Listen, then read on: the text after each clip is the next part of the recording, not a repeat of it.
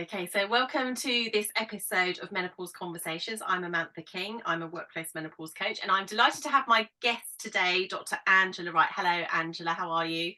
I'm good, thank you. Thanks for having me. No, you're really welcome. So I'm going to read Angela's extensive introduction. She's an experienced GP. She's a co-founder of Spiced Pear Health. She's a clinical sexologist. Now, I know that's instantly going to grab people's interest. You're also a BMS advanced menopause specialist. You consult in a menopause clinic in Hull, and you focus on menopause, PMDD, and sexual dysfunction. And you're also a committee member for the British Society of Sexual Medicine. So, how does one become interested in becoming a sexologist? How did you arrive in that role? By accident, really. I kind of so I was a jobbing GP, and as a GP, you end up doing lots of women's health. Whether or not you sort of intend to get into that by default, you see women a lot of the time, and I didn't have any answers for the questions they had about sex, basically, and I had no service to refer them into. So I looked into some training around psychosexual medicine, and there was just a course with a really interesting syllabus all about stuff that I didn't know about, like shame and relationship therapy and kink and diversity and all this stuff that looked really, really fascinating. Went and did the course and just kind of fell down a rabbit hole and kept learning and kept doing more courses and wanting to know more because it's just a really, really, really interesting area to work in. Wow. I bet you're really popular with your friends, aren't you? I'm often found in parties talking to small groups of people about interesting things. Yeah. I can so imagine that. I would make a beeline for you because just being curious. Often I have something similar. People go, I'd just like to ask a question about Yeah. such and such, which is always great. So it's really wonderful, and I really have wanted to talk about this topic for some time because we were just talking a little bit before we started recording, saying that actually this is something that really changes as a continuum for us throughout our lives. From those days of puberty, early sort of sexual interactions, and as we go forward in our life, and it's this whole midlife section that really can feel at times like a rug pulling moment. Like literally, it's whipped out from under you and can affect your confidence, your sense of self, defining who you are, what gives you pleasure. I mean, from your perspective, which is huge and vast, what do you think is happening to women, particularly? And I know you speak to men as well in your Mm. clinic, but what do you think? I mean, if we can answer it for all sexes and all gender preferences, what's happening in midlife, do you think, to people when it comes to their sexuality and sex? I think the first thing to say is that I did my clinical sexology first. I trained in menopause because I kept on coming across the problem at midlife. So I wasn't a menopause specialist before I did sexology. It was because most of the people that I was seeing in general practice, they were coming to me with problems around this point. So it's definitely a tipping point for lots of people, I think. And I usually say that I think it's just like a perfect storm. It's a really big moment in most of our, like those of us that have got traditional families or have got children, got parents. It's a point where kids are often growing up into adulthood and parents are often starting to get poorly, so we can maybe start looking at our own mortality. So there's a big sort of psychological identity shift that happens. I think aging when it comes to sex is something that is quite challenging for a lot of us because most of the images that we see about sex and sexuality are young people. So we absorb this idea that sex is kind of belongs there. And I think the body stuff that happens, particularly in female-bodied individuals, is, menopause is quite an acute change in your physiology. And a lot of that physiology is the stuff that underpins some of your healthy physical sexual functions. So I just think it's this real perfect storm, really, that happens. And, it's really important that we look at it from all perspectives if we're going to do something about it. Male bodies, not quite such an acute change, but they do get similar hormone loss as they get older, which can also cause similar sorts of issues. Yeah, absolutely. So there it is, and I think if anyone looks at your website and certainly your LinkedIn profile, you talk about almost as a metaphor. We've got the patient or the client here, and what's wrapped around them, which you give great consideration to, is their emotional health, Yeah. their previous experiences, and their current world. I think that's a really, really refreshing way to look at it. And Which I don't think, wonderful. we were talking about this beforehand, and we use this sort of phrase, oh, there isn't one size fits all, and things need to be holistic. We use the words really easily without, in my view, without really understanding that our our lens on the world and our lens on our sexuality is about as unique as our fingerprint. The reasons why we think what we think, like what we like, don't like what we don't like, the stuff that we have aversions to, the stuff that touches triggers in us from previous experiences and traumas and so on, it's completely individual. It's absolutely bespoke to us and the way that we've experienced our world. So yes, I can go and do similar sorts of hormonal things in lots of women and know, broadly speaking, that they're going to roughly need the same kind of approach with their hormones. But sexuality is not just hormones. It is way bigger than that. And it doesn't exist in a bubble of just you in your body. You have to interact with a partner, you interact with your world. So you can't extract someone's sexuality from all of that and just treat the body. It's much, much bigger. Love that. I'm going to use that. Thank you. So stick that in quote marks. Yeah, that's in quote. That is. I could never say that again. No, I won't. I'll just have to watch this back on record. So the reality is, like you say, no two people's experiences will be the same, but equally for the individual, who you were 20 years ago, it could be totally different to who you are now. And I think lots of people that I speak to would definitely say to me in a roundabout sort of way, I don't feel like I used to feel. And it's not usually in a positive way, because the reality is, maybe for some of us, it can be a currency, can't it? Sex in relationships. There's a lot of power behind it. We were talking before that, for some people in relationships, it's the thing that keeps the relationship going. And so actually, when you get through to midlife and it starts to be a bit tricky, how do you navigate that? Because as do all the answers lie in HRT? I know what you're going to say. I'm never gonna say yes to that. One of the biggest markers of having good sex after menopause is that you had good sex before menopause. And I think we've got to recognize that. I said to you earlier on, I don't just treat in clinic women at menopause. I treat women who are in their, after 18, basically. So in their 20s, in their 30s, where they've got a really nice, normal hormonal mix, but they're still experiencing problems with pain or loss of libido or difficulties climaxing or whatever. So, yes, you can give people, and you need to give women at midlife a conversation around hormones. You do need to talk to them about the ways that hormones help to support the blood flow to your sexual organs, or the blood flow to breasts when you get aroused, or they support sexual thoughts and dreams and thinking and wanting and liking.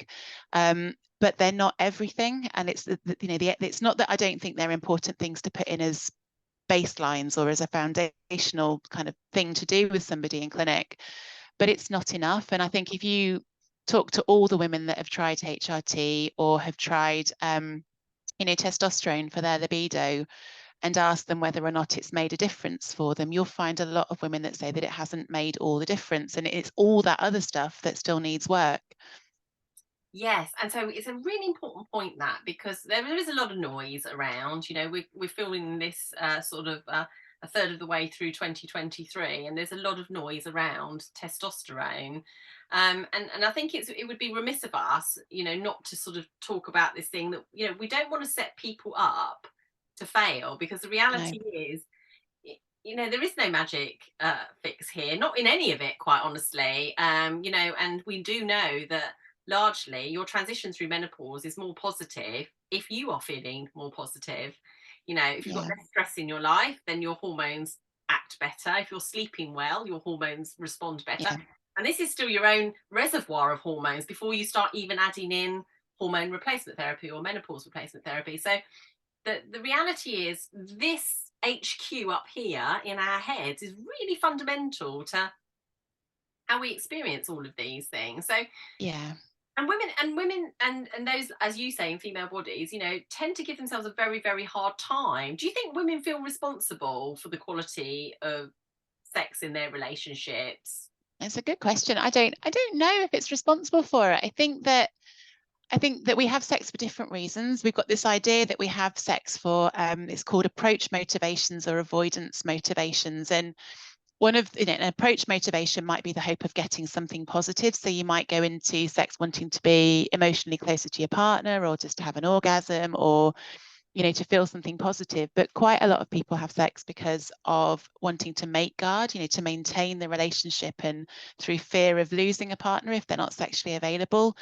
So the motivations can be, many of us have a mix of those motivations, but I think for a lot of women, there's a fear, and this is what I hear in clinic, there's a fear that if they're not able to have sex with a partner that is interested in having sex, that puts the relationship at risk. So they don't necessarily come to clinic because they miss sex themselves, or some of them do, obviously, but not everybody. I get quite a lot of people that come in because they're worried about their partner. And they'll tell me that, oh, my partner's really understanding, but, I can't make them go without it. And I think the motivation to get help, I still want to help them, but often I'm trying to pick through that and find out what their interest in sex is, what their sort of relationship with that aspect of themselves is. Oh, wow. I found that fascinating, because even as you were saying that, I was thinking of the cultural overlays on that, that certain parts of our society culturally, menopause and midlife is a time where you're seen to have gone from being fertile to being barren. Yeah. And then throw in that actually you're no longer interested in sexual intimacy, you can start to see that could make people feel very vulnerable. Mm.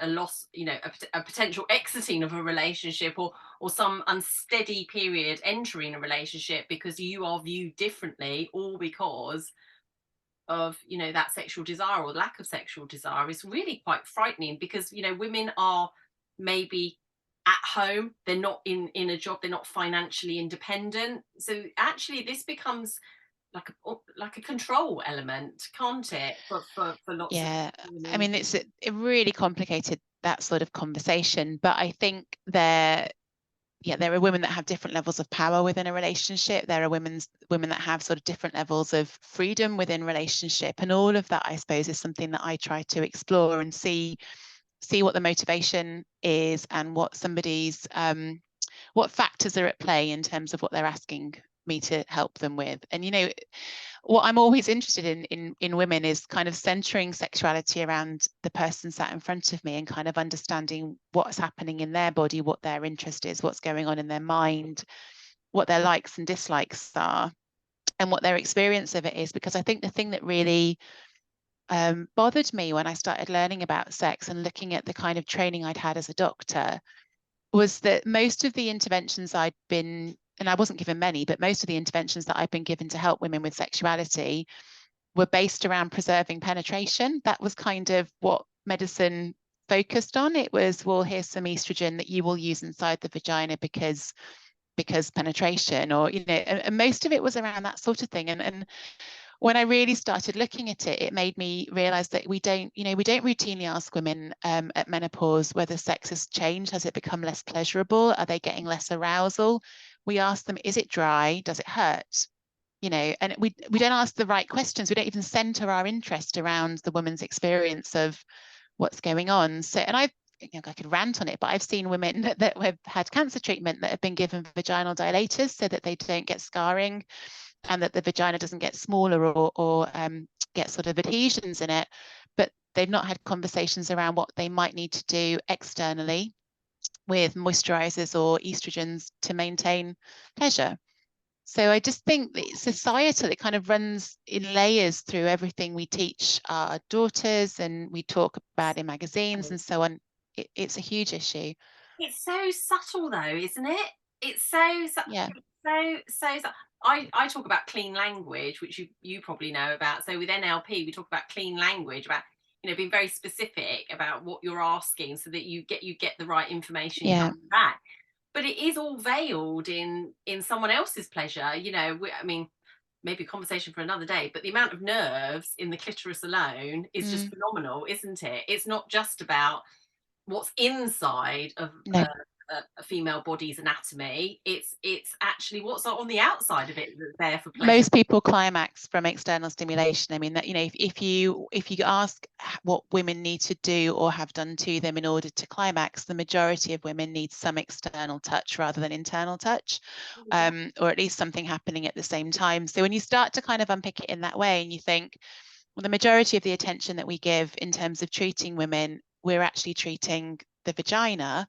We don't routinely always go in and treat the parts of the vulva that feel the touch sensitivity. So I'm not saying that everybody does that. You know, lots of us who are working in this field will talk to women about moisturizing and emollients and using bits of estrogen externally and so on. But I think the tilt of how we've been taught, or the tilt of our questions, when you start to look at it with a sort of a, you know, a focus, you think, hang on a second, we're not asking the right questions. I love that. That is so, and honestly, if we had £1 for every time that we hear people saying that, and it's a bit like, you know, it's like a quick recipe guide, isn't it? Do this, do that, do that, you know, yeah, slap a bit of that on, make it, you know, is it pain, like you say, when, you know, when you're having sexual intercourse, that's not considering all the other ways that you can have sexual pleasure, is it?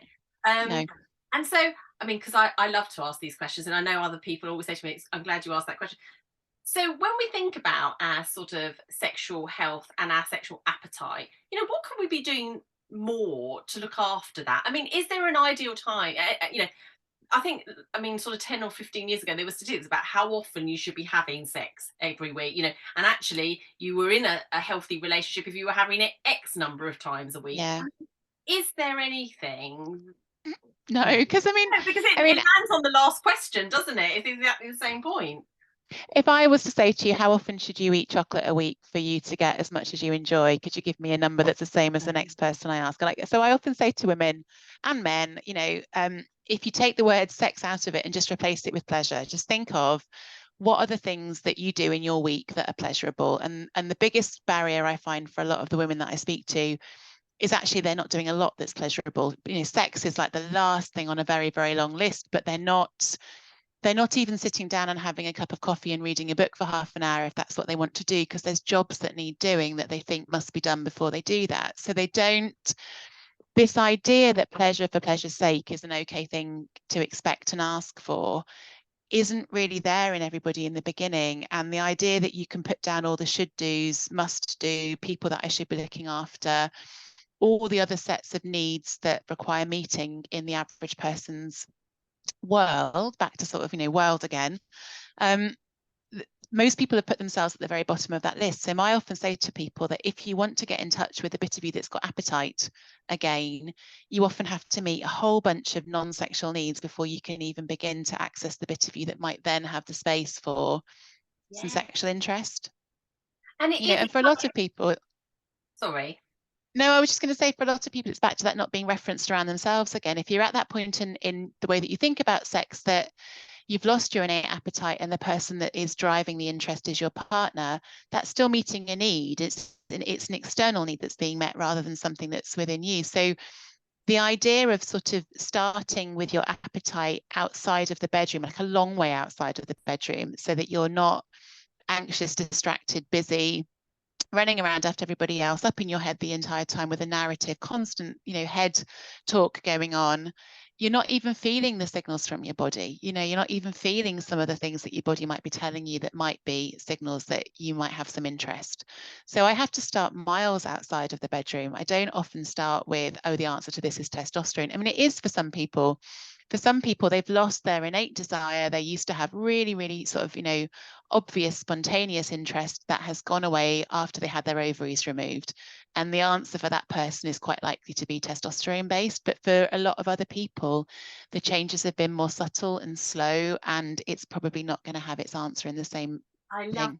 I love that, Angela, because it's all about that identity piece as well, isn't it? You know, I often say to people in my coaching work that, you know, the real you has been put away in a box that's at the back of your garage, and surrounding it is all a load of clutter and stuff that's just too big to even think about moving out of the way, because where do you put it and where do you start?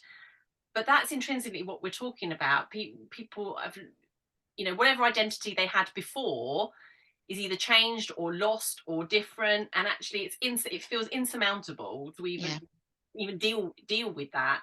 So you're absolutely right, and therefore it's easier then to put the responsibility with someone else, or just, you know, they're always asking for it and I'm always going to say no type thing. So it is really, really powerful, and I like the idea of not having quick fixes, actually, because actually maybe it's more longer lasting for people. They Yeah. really discover, and that is a helpful narrative around midlife, isn't it? That actually it's an opportunity for us to redefine who we are. Because Yeah, and it's not goal focused. So again, you know, I get sort of whingy and sound probably really boring, but I think a lot of social feeds are, you know, 3 top tips or quick fixes or just do this, you know, a week to change your sex life. And it sells this beautiful solution, but it still puts more goals in, and it's still stuff that might look nice and shiny to the outside world, but probably doesn't have a lot of sort of heart and feeling in the middle of it. I mean, you can go and have sex 3 times this week and do it, but still not kind of get something that makes you feel better within yourself. So I think what you need to do is, you know, it's about, if sex is about connectedness and intimacy for you, then actually what you should be working on is connectedness and intimacy. Or if sex is about, the goals are probably not the focus. It's about sort of working out the meaning of what's happening and what it is that you miss, and what other ways that you might be able to get back something that you're missing. And if you look at it from that direction, I suppose, rather than saying, you know, I need to have sex twice a week because that's what a healthy relationship has, you know, and when I do that, I need an orgasm and he needs an orgasm, and those are 2 more goals that we need to have. And you know, there's no surer way to take the joy and pleasure and interest out of something than to stick a whole bunch of goals that you can fail against. So kind of removing the goals and widening the definition of what counts as intimacy, I think is key to most people. So it's not that sex always needs to involve penetration and, you know, this and this must always happen. It might be that you widen the definition of what counts as quality intimacy, and make all of it allowed. and you can do it all by yourself as well, because Yeah, obviously. that's okay too, isn't Yeah. it? And It's I actually think, quite fundamental for a lot of people at this stage to remap their bodies and see. I talk a lot of the time about, you know, if you've gone through cancer and your body feels quite different, or if you go through childbirth or menopause or any other sort of big moment where we get a big shift in ourselves, often what I'll start with people in clinic is mapping around themselves and their own sexual response. So what feels nice, what doesn't feel nice, what touch do I want, you know, what do I enjoy and what do I need and what do I definitely want to stay away from? And reconnecting on your own is often the sort of core to it anyway, because you then, in the best circumstances, you know what works for you, and then that allows you to take it into something that's more complicated. Partnered sex is more complicated. You've got to time, you know, 2 people's needs, 2 people's timings. As we get older, partners tend to have some issues of their own anyway. It's not midlife women are not the ones that are the only ones that have got changing sexual function. no. Men with high blood pressure, diabetes, antidepressants, you know, all sorts of things get in the way. Yeah, and so it is really probably more by luck, because I mean, although those in male bodies will have their full complement of testosterone for 3 decades on average, you know, we only have the 1 decade. So actually, it all coming together uh, is something that it probably takes a bit more effort, doesn't it? Yeah, You absolutely. know, and for it to feel for it to feel right. And I think it is. You know, we live in these times of social media, and you're right in that the pressure is immense to be created, that curated, what we think is a curated midlife lifestyle, Yeah, and what that involves, and there is a lot of pressure, and so what we see, I think we need to sort of dial it down quite a bit. 100%. Yeah. Like, And it's almost the danger of the conversation that we're having around HRT and testosterone is that it could be absorbed as long as you get these things right, then everything is going to be fine. And if it isn't, that something is fundamentally wrong with you. And I think whenever we make people feel like they're broken, there's a problem in how we're approaching an issue. And actually, to sort of a lot of what we do is psychoeducation. It's explaining what's normal. It's explaining that imperfect is actually incredibly normal, that anxiety derails most of us sometimes in our sexual response, or that actually, you know, not getting lubricated or having erectile function problems or whatever it is quite a normal experience for most of us, and destigmatizing it's very imperfect for a lot of people, sex at various points through their lives. And our ability to communicate around that and to adjust what we're doing is the thing that marks whether we're going to keep getting satisfying sexual experiences or not. And the more we can have conversations around the normality of that, the better it is for everybody. So that leads me quite nicely to, come back right round to the beginning. I've got a teenage daughter. I can definitely say that her whole school sexual education to date has been medicalized. It's all about don't get pregnant. Yeah. Don't get pregnant. Don't get pregnant. I mean, what's the first conversation that you have usually when you go to your GP after your first childbirth? What contraception do you want to use? How do we change that narrative, Angela, for younger people, or is it already happening? I get a sense that younger people do know what they want, by the way. My daughter's, or do we need to work with that? And there's probably loads more work that needs to be done. I think I went and sat in on, and they make you do it actually as a parent, the sort of sex ed that's going to be given to your children. And I was delighted to see that the clitoris was involved now in sex ed, which it wasn't when I was at school. But it still wasn't much around pleasure, that sex is something that we do for pleasure's sake. And there wasn't much around how to communicate with a partner about what you need in your body for pleasure. That wasn't really there. And it was still this slightly sort of abstinence is probably the best thing that you can do. And even the conversations around consent focused around the use of the word no, but not the other side of that, which is that what you want to be able to give is a really enthusiastic yes, not a kind of, but a real, yeah, I really do want to do this. And I guess people get very panicked if we tell our children that sex is something pleasurable that they're going to want to do and that they can kind of have conversations with partners about what they want. And it touches on all sorts of moral, religious, and, goodness knows what else kind of themes. But I think if we don't provide a narrative of our own that counters where most kids learn about sex, which is on the internet and from pornography, that and our sort of generation learnt by doing much more than we learnt by watching, but the generation underneath us is learning by watching. So I think there needs to be a narrative alongside that at least kind of says, well, that's not exactly representative of normal. And actually, this isn't how bodies normally look or work. Or if we don't have that, then we're sort of throwing our kids out there to figure out that stuff and absorb that stuff. And, so my view on it is I have a very open sort of set of conversations with my kids when they let me. Actually, they sometimes sort of go, would you just stop trying to talk to us about things that make us feel really embarrassed? But the idea that about being sex positive, that sex is something that can be a positive part of life, that you can have choice around, I think is something really important to still instill in the kids, rather than the other way around, which is that you're sort of the keeper of something that you have to say no to that might be damaging and leave you with an infection and everything else. I'm not sure that that's a useful message. I agree with you completely, and that is what I've endeavoured to do with my daughter, because she sort of comes in, I'm never doing that, I'm not doing that, and it's like, no, but actually, if you're in a relationship and you're happy to and you're consenting and it's something you want to do, then it's absolutely fine, rather than this just don't get pregnant.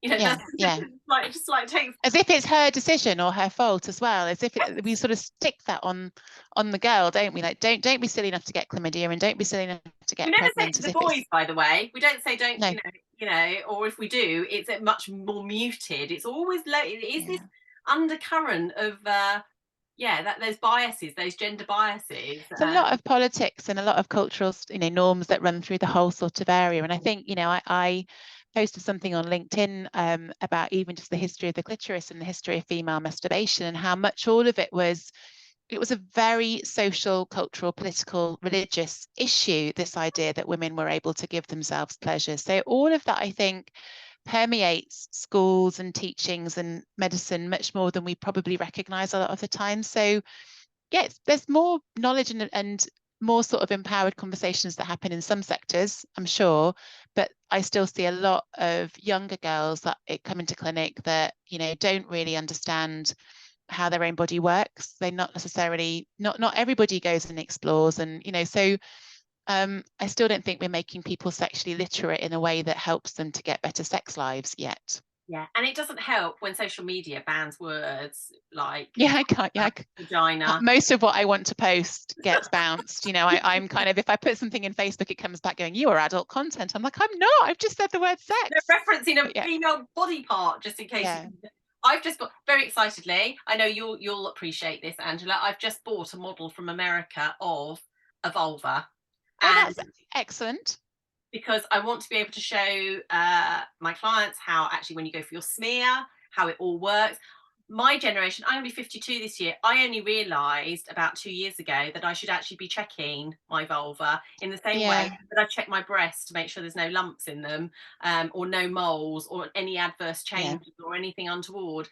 So we need to be changing this narrative that it is okay to look and not be horrified, and to be curious yeah. about all of your body. Absolutely. And this full extent of the clitoris, I was we're doing a talk in Wales in next month for the Bash conference, and we were talking about taking along a 3D clitoris to talk about that sort of as part of what we're doing. But, when I was taught about the female anatomy, my understanding of the extent of the clitoris when I was being trained at the end of sort of in the early 2000s and the end of the 1990s was really just that the glands, the end of the clitoris was the clitoris. I wasn't really aware of the bulbs. I wasn't really aware of the arms. We didn't have the full anatomy of this until sort of 2005 when we did MRI scans that could show. So all of this stuff, and there are studies that show that women don't know how to name parts of their anatomy. Lots of women can't name the clitoris from the labia minora, from the vulva, from the vagina. If we don't give people the words to use, they haven't got the language to talk to a partner about what they need and want, and what they don't want and what they don't need as well. So I think it starts really, really, really early, with us destigmatizing, talking about sex as something that can be positive, and encouraging people to be able to ask for what they need, and as well as saying no to things that they don't want. I love that. Ask for what you need. Yeah.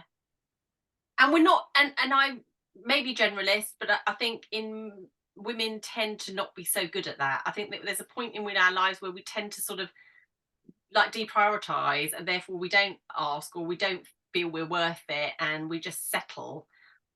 Maybe we don't even know we're Yeah, settling. I work with, I was going to say, I work with men a lot as well, and I think some of the we talk about sexual scripts, this idea of stuff that we sort of absorb unconsciously from, so if I asked 100 people what typical heterosexual sex looked like, most people would be able to say the same things, but we largely absorb that from what we've seen around us, kind of unconsciously. And I think sex can be very scripted, and I think it sometimes fails men just as much as it fails women in heterosexual sex. The idea that they should last a certain amount of time, or that they should be able to go again, or that they should be ever ready, and always have this sort of high libido and so on, doesn't help men that much more than women in lots of circumstances as well. But I think that where we have these really, really strong scripts, it can be very difficult if we measure ourselves as not coming up to that level, and we can get a lot of shame from that. So perhaps the idea that actually we should be encouraged to sort of form that idea around our own bodies, our own wants, our own needs, our own lists, Yeah. just to kind of deconstruct what we've received and work out which messages we want to hang on to and which things we want to discard, and what works for us. And that is a midlife thing to do, isn't it? Then we're back to the conversation we were having before we started.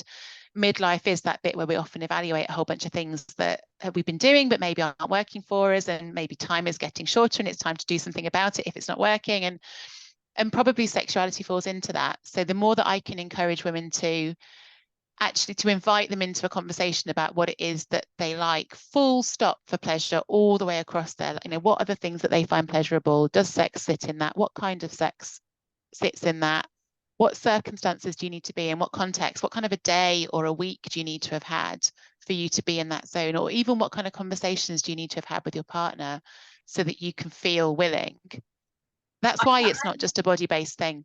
No, you're absolutely right, and I think lots of men and women would say that as well, about how much of the problems or blocks are in their head. When Yeah, they sit down and really think about it. But I loved what you said earlier, that it actually starts way, way, way, way beyond the bedroom, yeah, or wherever you like to have sex or sexual intimacy. It's about taking those big steps back that way and then come forward, because that's where your confidence grows, doesn't it? Because then you are ready, you've explored everything, and to know yourself in that way is really joyous. I mean, I definitely feel I'm coming out the other side of the perimenopausal Yeah. period that I found myself in. And, you know, even it's like wearing colour, wearing stuff that I feel really good in, you know. I won't lie, there's still days, even like yesterday, I wore something red and I thought, oh my God, is this just too loud? You know, I mean, I'm going out somewhere. So we have all those things that we've got to challenge. Sometimes we, you know, Yeah. it can be helpful to do that with somebody like yourself, whereby you've got that safe space, you know, that non-judgmental That's place. kind of what it is. I think it is just someone inviting you to the conversation. And I think for most of us, I often come back to Karen Gurney's got this sort of framework of, you know, what makes for good enough sex, and I think it's a really useful one. It's kind of, you know, what needs to be happening in your body, what sort of touch do you need. For me as a doctor, a lot of what I'm doing is making sure that the body can work as well as it needs to work, so that, you know, the hormones are right, and you've got enough estrogen on the vulva so it can receive touch, and, you know, you're not on medications that subdue your sexual response and so on. But it's also, what touch do I like and where do I like it, and does it need to be, you know, touch from another body part, or do I need a toy, or whatever it is that's going to help my body to feel pleasure. Then you've got the bit of you that's about what your brain is doing, and that's all the context that brings you into the room and helps you to access that sexual identity, that bit of yourself that can be a sexual being. And that's sometimes all the stuff that's happened in the last, you know, few days, week, let alone in the last sort of 5 minutes. It's, do you have self-esteem? Do you feel sexy? Do you feel confident? Do you feel that you're able to focus and concentrate and be in the room rather than sort of being up in your head? And also, are you doing the things that interest you with a partner that you find sexually attractive, you know, and all of that sort of turn on side? And then the bit that everybody forgets is being mentally present, not being distracted. And how much are women at midlife holding in their heads how many to-do lists and jobs and worries and tasks? You know, you can't have sex if you've got your brain on 500 other things multitasking, and we are always multitasking. Sex is a one focus. What am I feeling in my body, and what's my brain doing, kind of. So I'm all of that. I'm smiling because we did say before, we both talked about a great film. You know, if people want to Yeah. sort of take this thought process a little bit further, do watch the wonderful Emma Thompson in I think it's called Good Luck Leah Grand, isn't Good it? luck to you, Leah Grand. And Good luck to I Leah Grand. absolutely adored it. And we both loved it. And I think it's a real story for our time, I think, for men and women and, you know, everybody who has a body and would either feels distanced from their sexual pleasure, would like more. But there is one scene in there where she lists a whole load of sexual activities, shall we Yeah. say. And Leah Grant says, what, we're going to do all of that like now? You want to do all of that now? But her whole way of recounting it like a shopping list, and yes, and then we're going to do this, and then we're going to do that. And, you know, that is it. You're absolutely right, you know, and we need to be present. And I know it sounds very simple, but often it's the thing that eludes women at this time, which is the ability to be present, because we're worrying about what we've dropped in terms of what ball have we dropped, what plate is smashing over there, what are we missing. Or even just worrying in a sexual scene as it is, you know, am I going to respond? Is it going to hurt? Am I going to get wet? What do I look like? You know, the worry is just about the performance. We think of performance anxiety as being a male-bodied issue, but it's not. It's an issue. And I don't just see heterosexual couples. I see people from all sorts of different orientations. And I think all of us have that ability to be spectatoring our performance and kind of judging how we're doing, and is everything going as it should be. And as soon as we step into that part of, you know, thinking, measuring, assessing, kind of grading whether it's okay, in comes, you know, shame, anxiety, distraction. So you're immediately not receiving the messages properly, so they sort of get dialed down. The volume of the touch is dialed down a bit because your brain's occupied doing something else. Several of the bits of the brain have to go offline for orgasm. Most of the kind of thinking bits and the bits that receive auditory stimulation, and lots of our sort of receiving bits and thinking bits have to switch off in order for orgasm to kind of work properly. When you look at the MRIs, you know, functional MRIs and things about what lights up. And I think it's important to kind of remember that we have to switch it all off and, you know, just be in our bodies. And that is a way bigger problem. Yeah, that can take some prep, can't it? That can take Massive. pre-work, amount of pre-work to get to that. So, I mean, that's fascinating. That is fascinating. I mean, I could talk to you all Well, most of us can't meditate. I can't. I always said that mindfulness used to freak me out because I thought I had to empty my mind with mindfulness rather than just kind of sit there and, just notice what's going on. But mindfulness practices underpins lots of what sex therapy approaches are for these things. A lot of the time it is about that sort of the accepting. Laurie Brotto has done loads of work on what happens if we just accept what is, and if we just kind of, observe without judgment and bringing your focus back into your body. But it's the same principles that you're teaching coaching.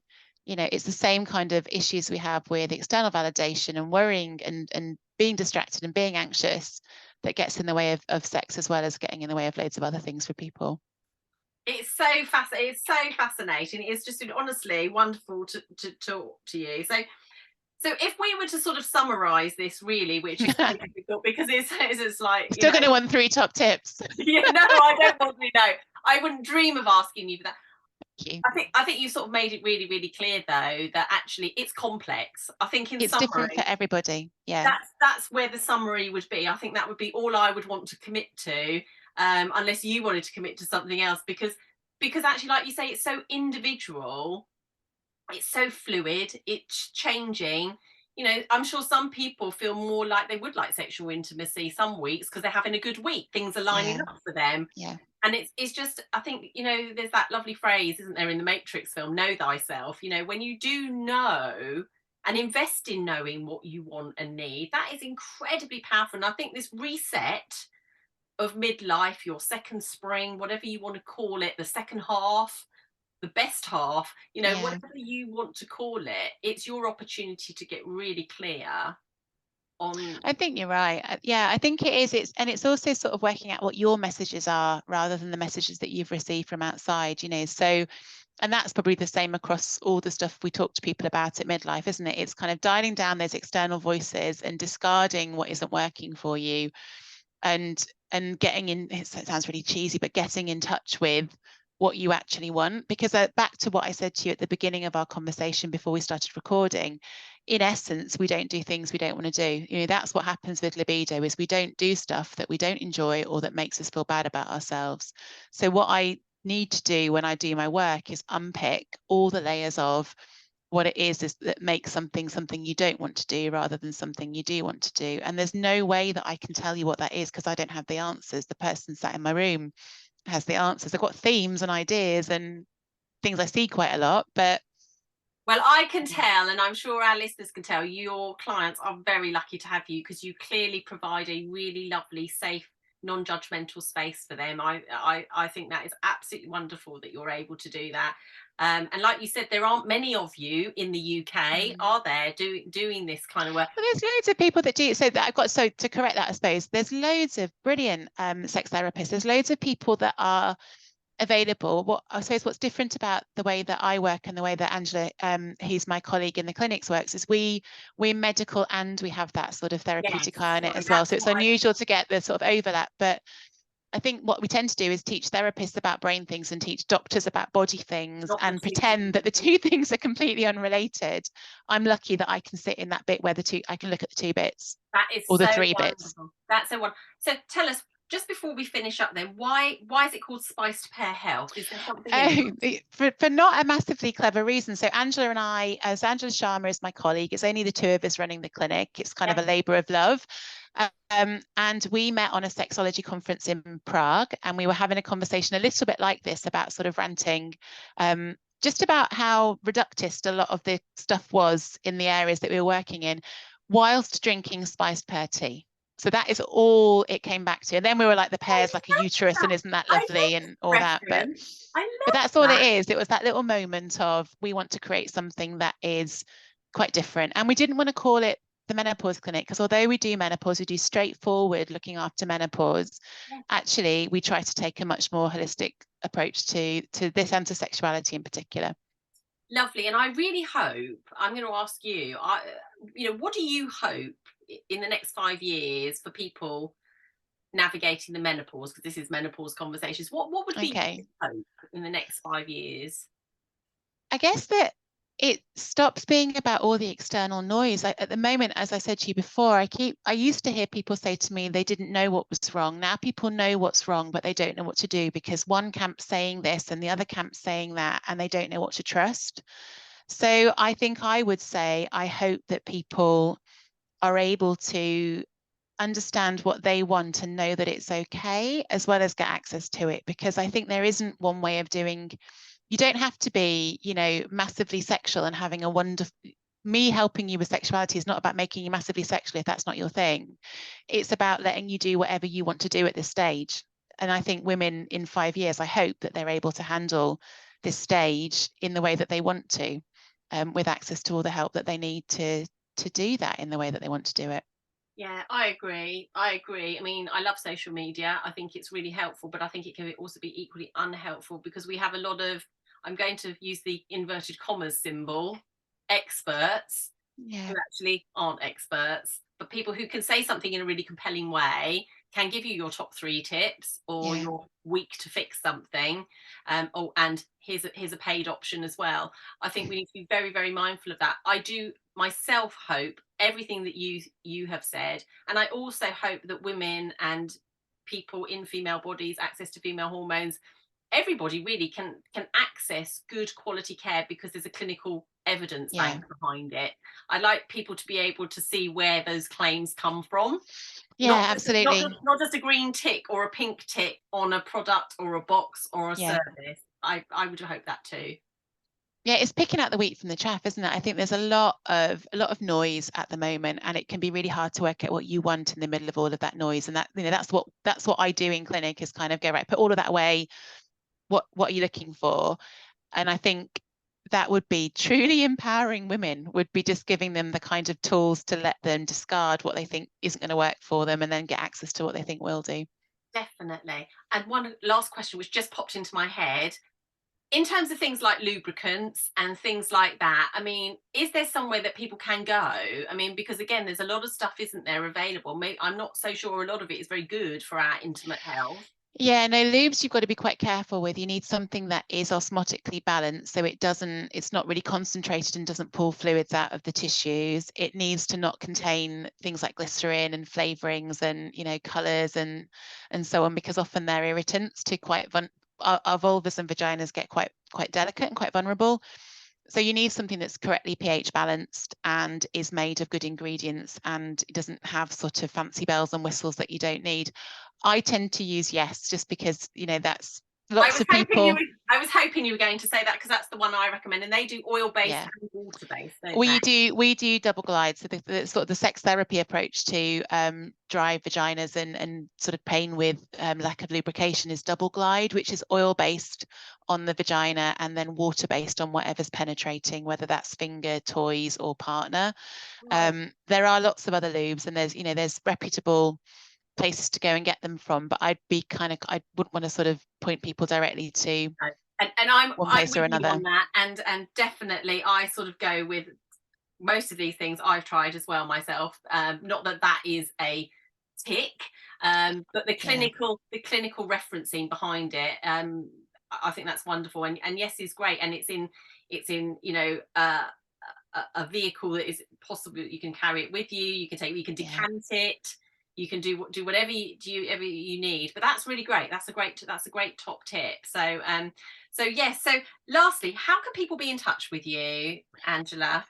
I was saying that my email address on LinkedIn is apparently not the correct one, so I'll sort that out. So um, so for Spice Pear, we've got a website. We do private consultations. We do voluntary work with sort of charitable organisations for those that want to get in touch, and we do corporate work as well. So that's www.spicepearhealth.co.uk. And I'm also in the NHS in the north of England. So in Yorkshire and in Hull, I can be accessed on the NHS.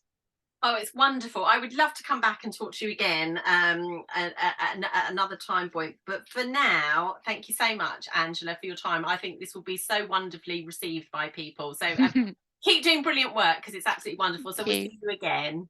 Take care. Thank you.